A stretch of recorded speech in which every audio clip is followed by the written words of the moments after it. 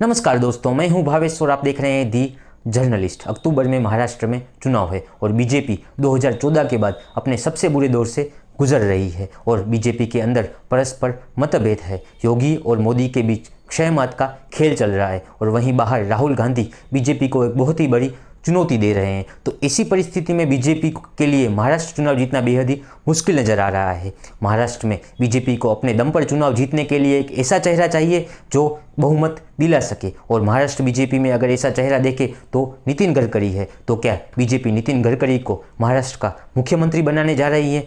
चलिए दोस्तों, देखिए ये रिपोर्ट। 2024 लोकसभा चुनाव।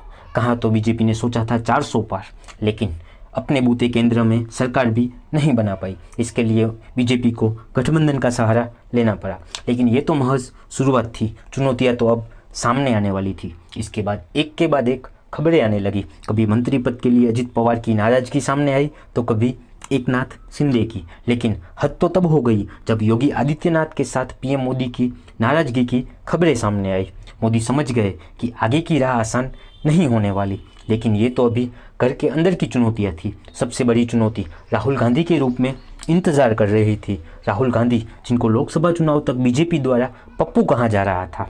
मशीन लगाऊंगा, इस साइड से आलू घुसेगा, उस साइड से सोना निकलेगा, इस साइड से आलू डालो, उस साइड से सोना निकालो, इतना पैसा बनेगा। अब राहुल गांधी का एक अलग ही रूप सामने आया है। संविधान बचाओ के नारे पर अच्छा खासा समर्थन हासिल कर लिया है। अक्टूबर में महाराष्ट्र में चुनाव है। 2014 के बाद हर चुनाव को जीतना मोदी शाह के लिए बाएं हाथ का खेल था। अब उतना आसान नहीं है महाराष्ट्र का किला फतह करना, और साथ ही शायद 2014 के बाद बीजेपी अपने सबसे खराब दौर से गुजर रही है, जब बीजेपी घर के अंदर मतभेदों से गुजर रही है और घर के बाहर राहुल गांधी की चुनौती से। और महाराष्ट्र बीजेपी में ऐसा कोई करिश्माई चेहरा भी नहीं है जो अपने दम पर बीजेपी को बहुमत दिला दे। एक नेता है महाराष्ट्र की राजधानी मुंबई से 1370 किलोमीटर दूर नई दिल्ली में पूरी ईमानदारी से काम कर रहा है, नितिन गडकरी एक करिश्माई शख्सियत। गडकरी बीजेपी को उस स्थिति से जीत के निकल सकते हैं जब हवा बीजेपी के विरुद्ध चल रही है। चलिए जानते हैं कैसे।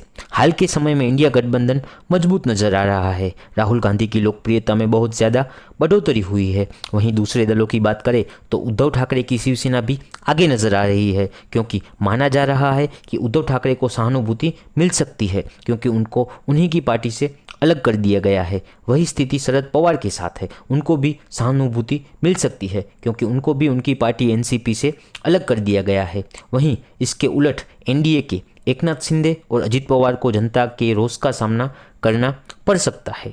ऐसी स्थिति में जब हवा बीजेपी के विरुद्ध चल रही है, वे बीजेपी को जीत दिला सकते हैं, क्योंकि नितिन गडकरी बेहद ही ज़्यादा लोकप्रिय है। उनकी लोकप्रियता के दो कारण हैं, एक काम के प्रति निष्ठा और बेदाग चरित्र।